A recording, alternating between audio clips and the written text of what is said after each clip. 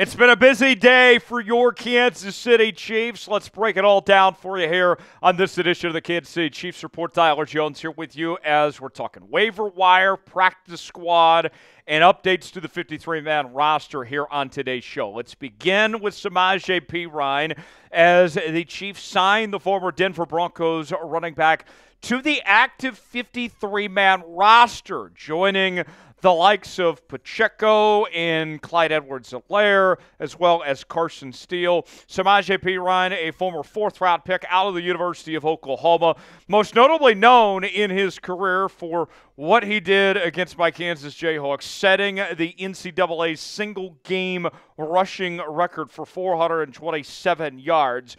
And you look back at his career with the Bengals, the Dolphins, the Commanders, the Broncos, among other teams. He's been a journeyman of sorts, and his statistics, not anything too flashy of what he's done as of late. 4.5 yards a carry last year, 1 touchdown. The year prior to that, 4.1 yards per carry and 2 touchdowns. But the thing that stood out to Samaje Perine of why he ends up in Kansas City and why he was looked at by several teams is he has evolved as a pass catcher, and he's been able to show off his pass-catching ability, and that's what was attractive to Andy Reid and Brett Veach of why they made this move to ultimately bring Perine in and add him to this backfield here in Kansas City. But that wasn't the only move the Kansas City Chiefs made on Wednesday, as they claimed corner Eric Scott Jr.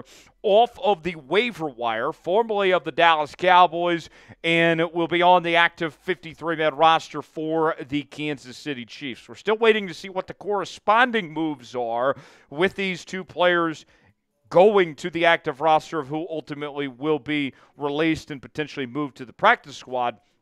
But this move provides some depth in the corner room, which has some question marks for the Kansas City Chiefs entering 2024, and it's also a homecoming for Eric Scott Jr. The former 6th-round pick out of Southern Miss is a native of Baser, Kansas, just outside of Kansas City. He attended Butler Community College there in the Wichita area and was a preseason standout last year for the Cowboys. This preseason had a 62.8 coverage grade by Pro Football Focus. And the thing that really stands out is that he is a freak athlete. The guy is a freak of nature. And when I saw this news that the Kansas City Chiefs were bringing somebody in from Baser that was from that area, I phoned my buddy Zach Fisher, who is from that area. He's a TV anchor and reporter in Des Moines, Iowa for Who TV. And I asked Zach, I said, do you know anything about this guy? And he said, not only do I know some things about this guy, he was my next-door neighbor growing up. And this is what Zach had to tell me with some firsthand details and analysis on Eric Scott Jr. Long, lengthy, always has been raw, but he's become more refined. Freak athlete, which is why he was drafted. He was dunking at an early age. Jerron McPherson, who played at Kansas State, was really good buddies with him. And he went on to say that his dad helped him take a big step, and Eric would do athletic things that would make you just scratch your head. That's what he was able to bring to the table. So he's been quite the player for some time there. So appreciate Zach, my fellow KU brethren, for giving me those insights there. The traits seem to all be there when it comes to Eric Scott Jr. of what he brings to the table. Lance Zierlein of NFL Media had this to say on his scouting report when he was coming out from the draft. Scott's size and explosiveness will immediately jump out to NFL teams. The traits are nice, but the agility and fluidity are major concerns as it pertains to staying connected to routes as a man defender. Scott seeks out playmaking opportunities and has the attributes needed to win 50-50 challenges, but he needs to play in zone-heavy looks and become a more well-rounded run defender. So there you have it. Two different perspectives there from somebody that saw him grow up and somebody that scouted him in the National Football League. What is your one-word reaction to the Chiefs signings today? My one word is intrigued. I'll be honest, I didn't see these coming today. What's your one word? Let us know in the comments section below. When news breaks out, we break in here at the Kansas City Chiefs Report as we bring you daily coverage that no one else is doing around here. We have our live shows. We're going to be doing watch parties for almost every single Chiefs game this season, in addition to our news and rumors, breaking news, Q&A mailbags, and more. It's all in one place right here in the Kansas City Chiefs Report. Trying to get to 57,000 subscribers on the channel, less than 400 away from reaching that next milestone.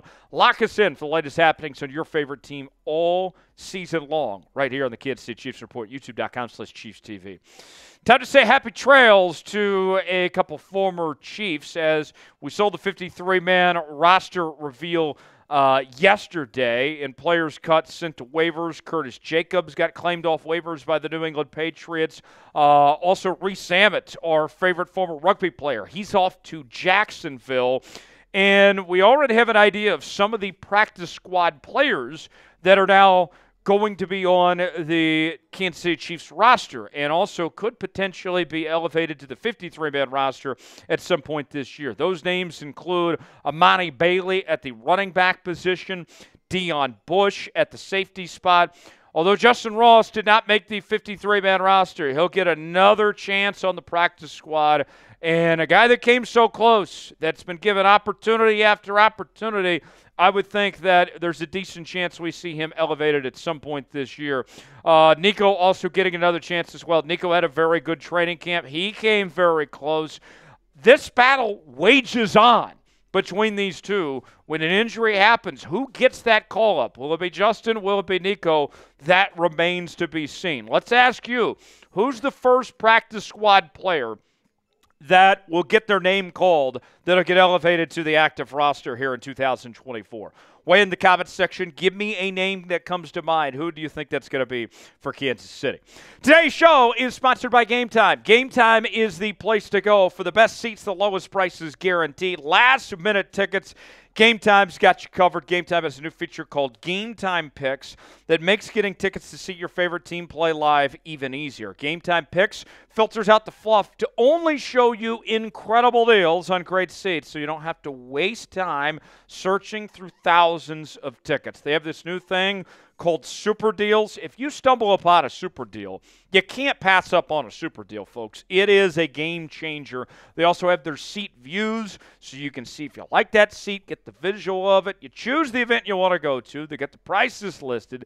Then you choose your seat, see if you like that seat or not, and then you're checking out just like that on Game Time with Apple Pay, Google Pay, Venmo, all major credit card providers. Game Time makes it very fast, simple, and easy, folks. Your purchase is covered with the most flexible customer service policy in the ticketing industry. Download the Game Time app, create an account, use code CHATSPORTS for $20 off your first purchase. Terms apply. Again, create an account, redeem code CHATSPORTS for $20 off. The link is in the comments and the description of today's video. Download Game Time today. What time is it? Game Time. You will be glad you did. A couple more names to watch. C.J. Hanson also added to the practice squad to add some depth to the offensive line. And this was the real shocker of all, folks, of the practice squad.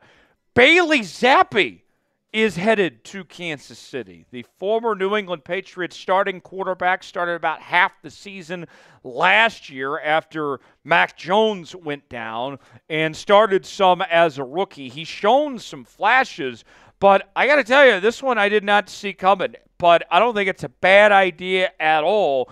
And if something happens to Patrick Mahomes or Carson Wentz, I think Bailey Zappe, you get him in that system, how Andy Reid operates and how the Chiefs do things, he's good enough that if there's an injury, he can be your number 2 quarterback potentially and get that elevation to the active roster and be ready if his name is called. I think that's a very smart move, and there's nobody better when it comes to working with quarterbacks than Andy Reid. If Bailey Zappe is going to work as a backup somewhere, it's going to be in Kansas City. Christiansen also making his return at the linebacker position as well. So there you have it. That's what we know so far to this point. How would you grade the Chiefs practice squad? A, B, C, D, or F?